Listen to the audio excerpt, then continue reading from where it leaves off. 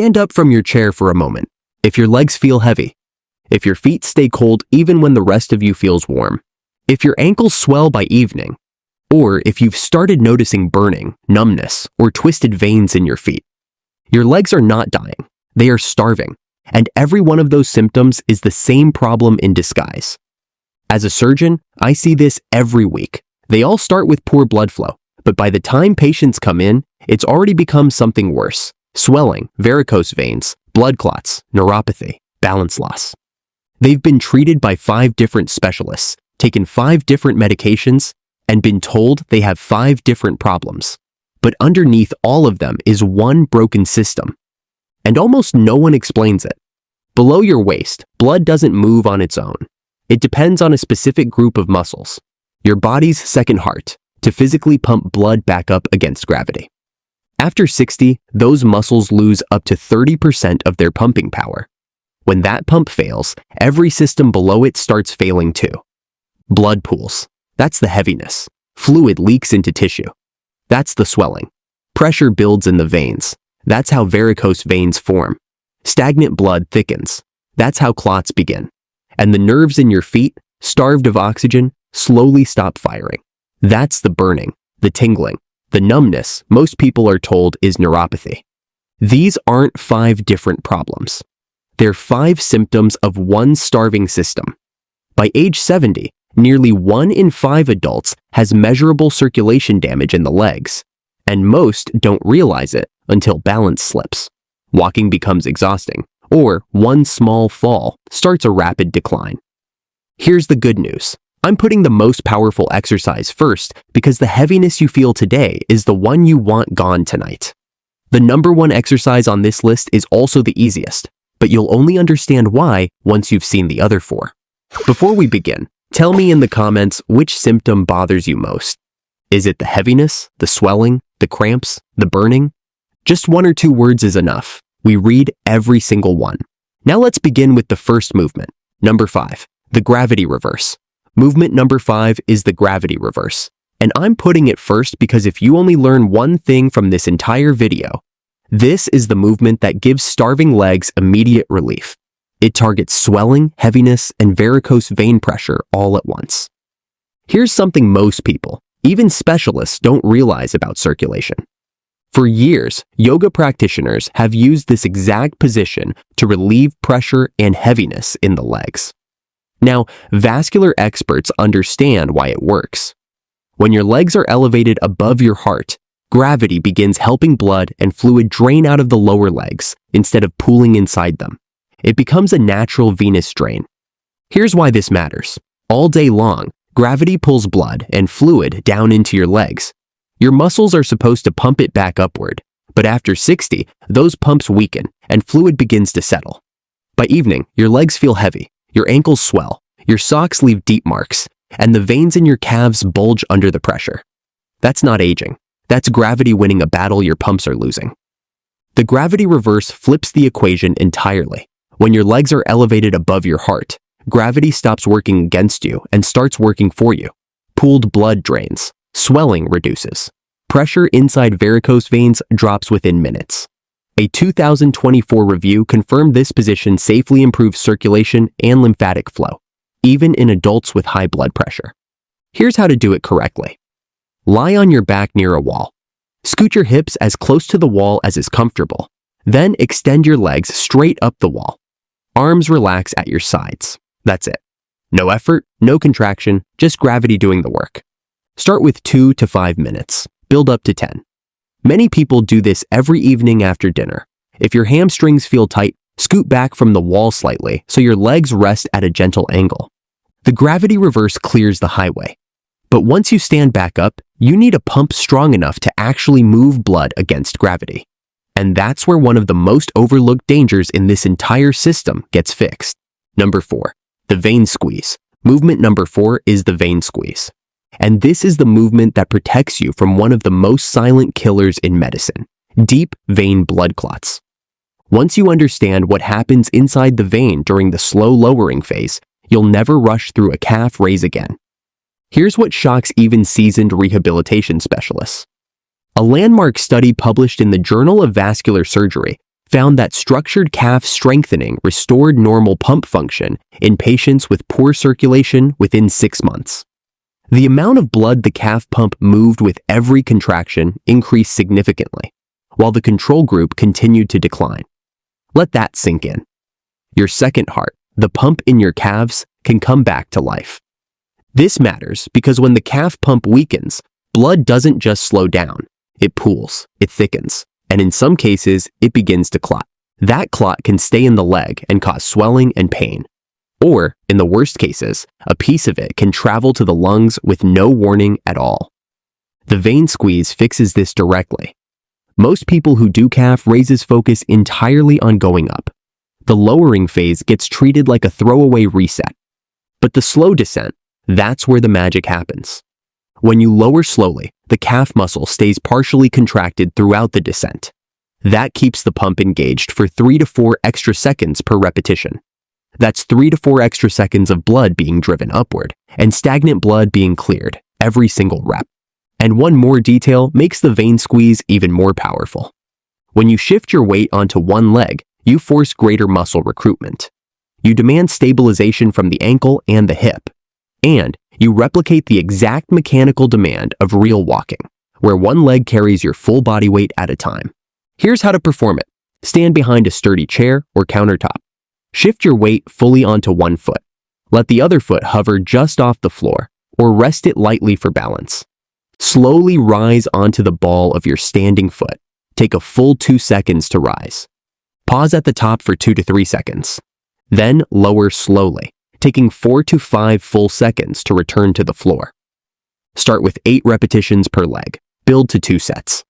If single leg feels too challenging, begin with both feet and gradually shift more weight to one side over time. The vein squeeze clears stagnant blood from the calf, but the calf only pumps from below the knee. The next movement reaches deeper and addresses a symptom most viewers feel every single day. Number 3, the two-way pump. Movement number 3 is the two-way pump. And this is the movement that directly addresses cold feet, burning, tingling, and the numbness most people are told is neuropathy. Because when blood doesn't reach the nerves in your feet, the nerves start to fail. Restore the flow, and the symptoms often ease. Here's the part most people miss.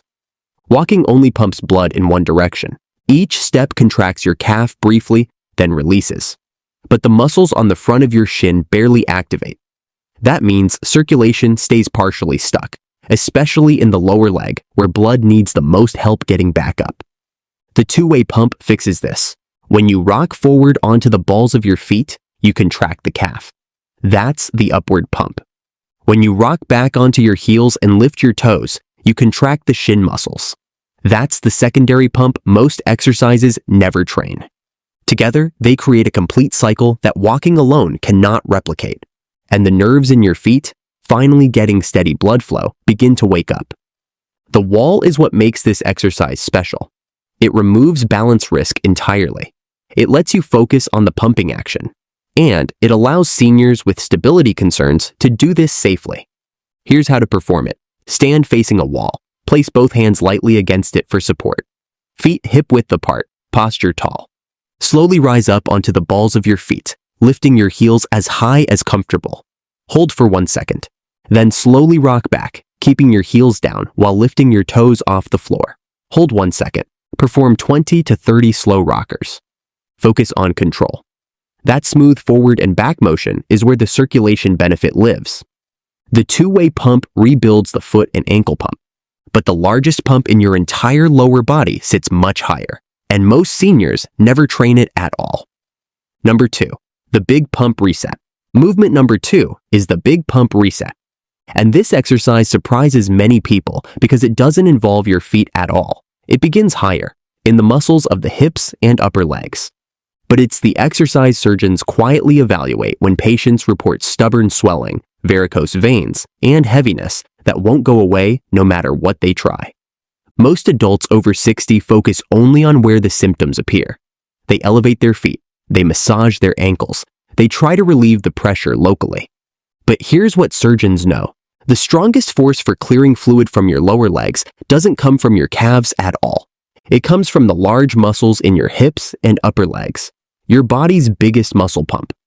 When those muscles contract, they create pressure inside the deep veins that helps pull trapped fluid upward through the entire leg.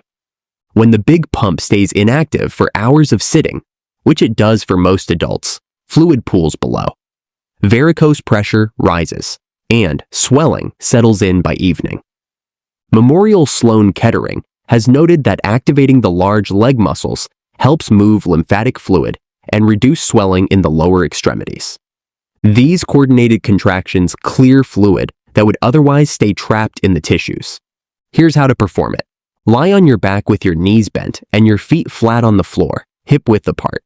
Slowly lift your hips upward, pressing through your heels until your body forms a straight line from your shoulders to your knees. Hold briefly at the top. Squeeze your glutes hard, then lower yourself back down with control. If getting on the floor is difficult, this same movement works on a sturdy bed. The mechanism is identical. Start with 8 to 12 repetitions, 2 rounds. The squeeze at the top is where the big pump fires hardest. That's where the work happens. The big pump reset clears the deepest pooling, but none of these exercises matter if you can't keep them going throughout your day. And that's exactly why the number one movement is what it is. Number 1, the second heart wake-up. The number 1 spot goes to the second heart wake-up. And I told you at the beginning, the most powerful exercise on this list is also the easiest. Here's why. A recent meta-analysis in the Journal of Orthopedic Surgery and Research pooled 16 randomized controlled trials covering over 1,700 patients. The result? This single movement reduced the incidence of deep vein blood clots by 73% compared to standard care. That isn't a marginal benefit. That's near elimination of the primary clot risk in this age group. This is also the exercise surgeons prescribe first after every lower limb operation, before patients are even cleared to walk. Why? Because every time you pull your toes up and press them down, you directly contract the deep calf muscle that sits against the major veins of your lower leg. Each contraction physically squeezes those veins and drives blood upward. It's not a gentle suggestion, it's a mechanical pump. A pump that protects against pooling, swelling, varicose pressure, clot formation, and the nerve damage that follows starved circulation. But here's the real reason. This is number 1. It's the only exercise on this list you can do anywhere, anytime, without even standing up. While watching television, while reading, while sitting at the dinner table, while riding in a car. Every hour you sit, your blood flow velocity drops by nearly 50%. The second heart wake-up reverses that, instantly. The gravity reverse drains your legs once a day. The vein squeeze trains your calf and protects against clots. The two-way pump rebuilds flow to your starved nerves. The big pump reset clears the deepest pooling and varicose pressure. But the second heart wake-up is what you do 20 times an hour to keep all 4 working. That's why it's number 1. It's your anchor. Here's how to do it. Sit in a chair with your feet flat on the floor. Slowly pull your toes up toward your shins. Hold at the top for 2 seconds. Then point them away and hold at the bottom for 2 seconds. The hold is critical. It's what separates this from casual foot movement and turns it into an actual pump. Begin with 20 repetitions per foot. Repeat throughout the day, especially after long periods of sitting. So there you have it. 5 surgeon-approved movements that bring dead legs back to life. The gravity reverse drains pooled blood. The vein squeeze protects against clots. The two-way pump rebuilds flow to your starved nerves. The big pump reset activates your body's biggest muscle pump. And the second heart wake-up keeps the system running all day long. Swelling, varicose veins, cold feet, nerve damage, clot risk. They aren't 5 different problems. They're 5 symptoms of one broken pump. And these 5 movements feed it. Together, they become a complete daily circulation routine. No gym, no equipment, less than 15 minutes a day. The patients I've watched protect their independence the longest are not the ones who walk the most. They are the ones who train their legs, the very thing that carries us through life. Now I want to hear from you. Which of these 5 movements are you starting today? Drop a comment below. We read every single one. And before you go, don't skip the next video on your screen. Thank you for watching.